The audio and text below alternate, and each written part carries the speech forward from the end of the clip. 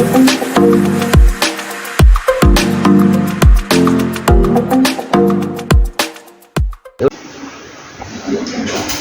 Assalamualaikum warahmatullahi wabarakatuh. Waalaikumsalam warahmatullahi wabarakatuh. Selamat siang. Siang. Ketemu lagi dengan Bapak ya di nama Bapak Lorenza Komorazi MH di mata kuliah Sosiologi Hukum, yang dimana pertemuan sekarang udah masuk kedua ya.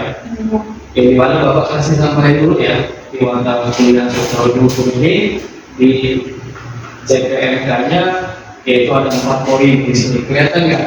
Kelihatan. Mahasiswa wajib memiliki sikap dan perilaku yang mencerminkan ketakwaan kepada Allah Subhanahu wa Ta'ala. Dan yang kedua, mahasiswa wajib memiliki sikap perilaku tanggung jawab ya atas profesi di bidang keahliannya, didasari nilai-nilai moderasi beragama dan kearifan lokal. Yang ketiga, memiliki sikap dan perilaku jujur, teguh, dan yang keempat, memiliki sikap akomodasi mencerminkan nilai-nilai evolusi industri 4.0 ya. Dan di sini sebelum kita masuk ke pelajaran Bapak, nah di sini Bapak jelaskan deskripsi mata kuliah ya. Di sosiologi hukum ini adalah mempunyai keterampilan berpikir kritis, analitis, dan sistematis. Kelihatan? Itu juga dalam bentuk partisipasi selama proses perkuliahan. Nah, di sini ada biodata Bapak ya, kelihatan ya. Di situ ada email Bapak, nomor telepon Bapak. Dan di sini kriteria dan standar penilaian. Kelihatan? Jadi di mata kuliah Bapak ini ada semua nilainya, dari absensi, tugas mandiri, tugas kelompok ya, dan keaktifan di kelas, mengikuti UTS dan UAS, itu wajib. Dan satu lagi, di kontrak perkuliahan kita ini Bapak harap tidak ada toleransi ya. Kita harus aktif benar, dalam artian kita ada maksimal 3 kali yang nggak masuk ya. Jadi lewat dari 3 kali nggak masuk itu kalian sudah pasti nilainya nggak lulus. Itu di mata kuliah Bapak ya. Jadi Bapak harap harus rajin, dan walaupun nggak bisa masuk ya izin ya. Dan buat kita sepakati bersama, nah, kira-kira untuk keterlambatan pas nggak kalau 10 menit? Pas ya.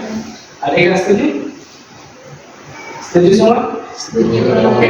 Jadi keterlambatan toleransi Bapak ini 10 menit ya. Jadi kalau 10 menit tidak hadir, Bapak kunci. Oke? Berarti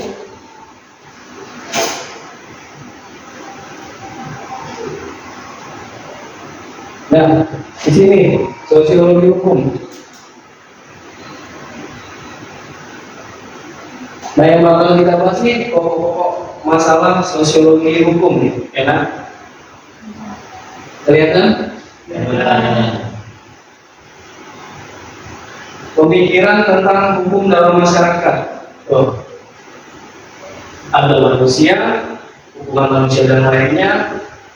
Contoh, orang tua, kerabat, dan manusia lainnya. Nah, di dalam aturan ini ada aturan kaidah yang dimana terbagi dari kaidah agama, hukum, moral, kesusilaan, dan kesopanan ya. Jadi di dalam aturan kaidah dalam beragama, hukum, moral, dan kesusilaan ini, kesopanan ini banyak. Nah, di sini kita pecah satu-satu. Wujud kaidah hukum ialah ada 3 ya. Di dalam kaidah hukum itu wujudnya ada 3, yaitu peraturan tertulis, peraturan lembaga pemasyarakatan, ya, keputusan pengadilan. Oke?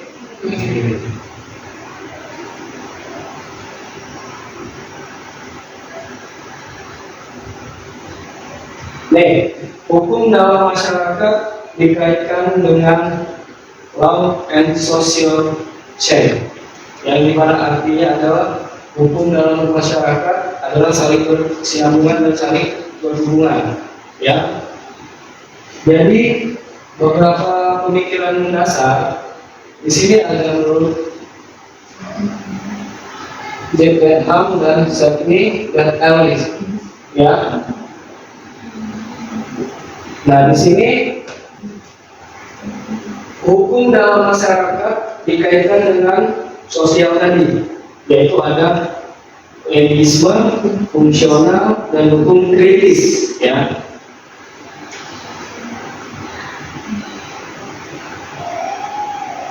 Nah, dalam hukum bermasyarakat ini, yaitu harus wajib ada sifat keterbukaan, hukum pemberitahuan dari dulu, penjelasan tujuan, usaha mengatasi goncangan.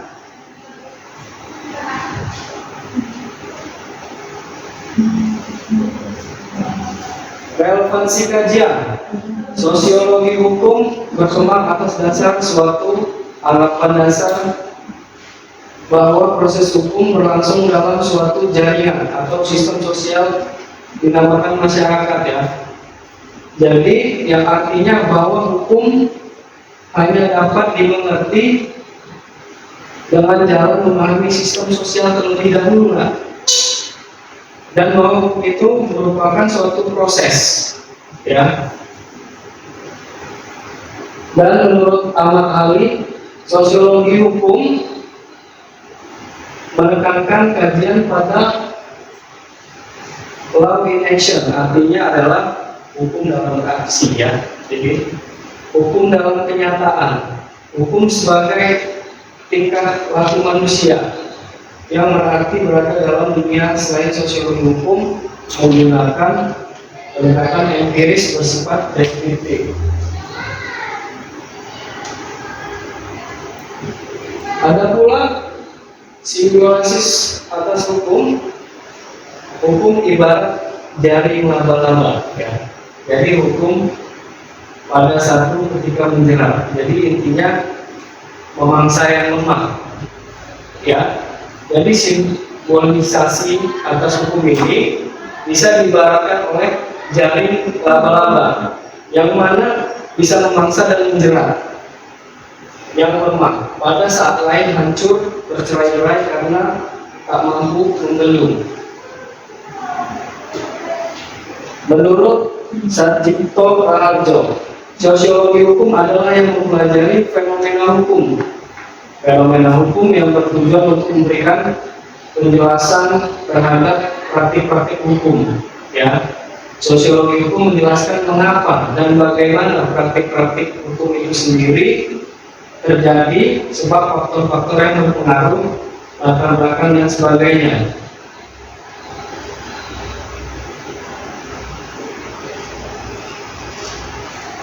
Nah, di sini lanjutannya sosiologi hukum senantiasa menguji, ya, menguji kesalahan empiris, ya, yang pada artinya dari suatu kata peraturan atau pernyataan hukum.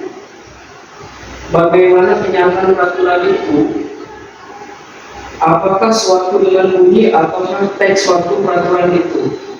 Sampai di sini paham?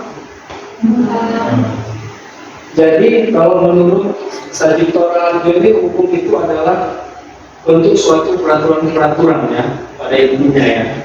Jadi kita ambil contoh simpel, yang namanya kita mempelajari hukum itu kita harus taat yang namanya sebuah aturan, ya.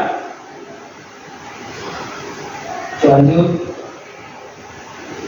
pemahaman sosiologi hukum lagi dari Satjito Raharjo, ya. Sosiologi hukum tidak melakukan penilaian terhadap hukum, ya. Tingkah laku yang menaati hukum dan yang menyimpang dari hukum. Jadi maksudnya di sini adalah kita dapat menilai hukum itu terjadi dalam penyimpangan atau tidak dari hukum itu sendiri, ya. Kita ambil contoh ketika ada kejanggalan di suatu kasus, itu sudah pasti ada kejanggalan di dalam hukum itu tersendiri.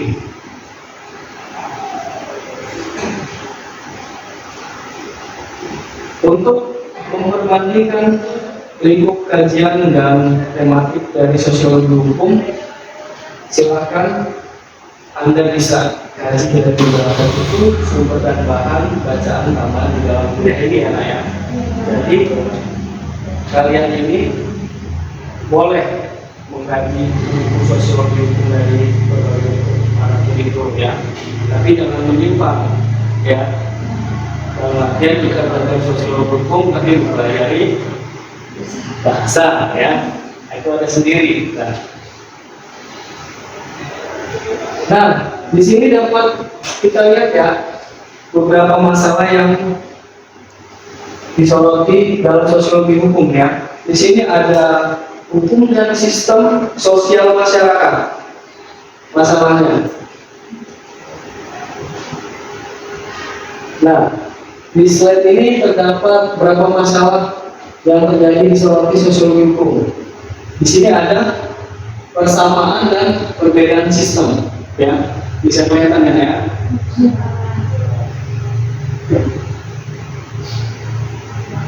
Dan di sini juga terdapat masalah yang disoroti dalam sosiologi hukum, yaitu adalah hukum dan kekuasaan.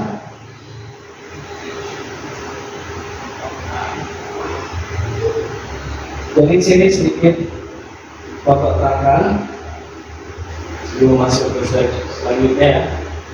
Berapa masalah sosiologi hukum ini bisa dinilai dari budaya, ya, asal-asal budaya.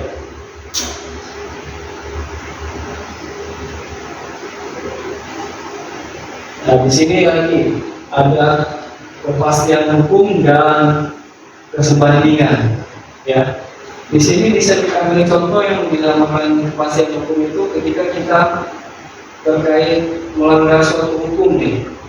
Kita ambilkan contoh kalau kita terjerat di jerat pidana ya, sudah pasti nih ketika kita misalkan melakukan suatu pembunuhan, sudah pasti kita kepastian hukum kita pasti harus selalu diproses ya. Nggak mungkin kita di negara ini semena-mena. Paham? Jangan mentang-mentang misal kita punya kekuasaan, kita lewat nih di lalu lintas, hal kecil yang kita contoh, kita nggak pakai helm, nggak bawa SIM, ada penilangan penggabungan, kita lewat. Mau nggak mau, kita di situ apa tuh? Melanggar kan? Pasti kita kena tilang kan? Nah, di situ melanggar. Jadi intinya hubungan sosial hukum ini terhadap masyarakat itu sangat luas ya. Jadi sampai sini Bapak jelaskan. Jika ada yang ingin bertanya, boleh bertanya. Ada? Ya Bapak, ya siap. Baik, bismillahirrahmanirrahim. Assalamualaikum warahmatullahi wabarakatuh. Waalaikumsalam. Perkenalkan, nama saya Desi Pak Azhar. Izin bertanya ya Pak, mengapa sosiologi hukum sangat membantu dalam melakukan kajian hukum dalam masyarakat? Karena yang dinamakan sosiologi hukum itu selalu berkaitan dengan awal tadi, Bapak bilang. Ya, jadi yang namanya kita ambil contoh sosio itu artinya hubungan terhadap masyarakat ya. Jadi yang namanya hukum itu yang berkesinambungan terhadap masyarakat. Jadi kalau kita yang jelas pasti berguna banget. Karena apa? Masyarakat tanpanya adanya aturan hukum maka tidak akan berjalan hukum yang ada di negara kita. Jadi hal yang pasti kita ini kan garis besar bahwa adalah sosiologi hukum selalu penting terhadap hubungan terhadap masyarakat ya. Bisa dipahami? Sudah? Baiklah.